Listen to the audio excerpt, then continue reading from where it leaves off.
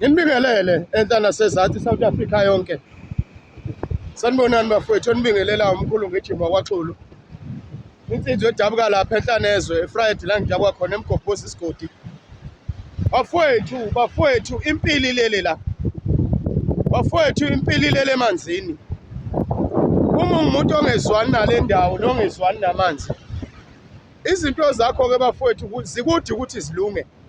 Kunemfihlo elele kule ndawo bafowethu.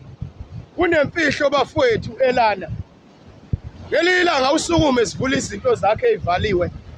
Noma ngabe uligwala kangakanani, noma ngabe usaba kangakanani, kodwa amanzi ayaphilisa, amanzi ayelapha. Ilokho engizokudlulisa kini. Sukuma ukuze izinto zakho zilunge. Ngiyabonga.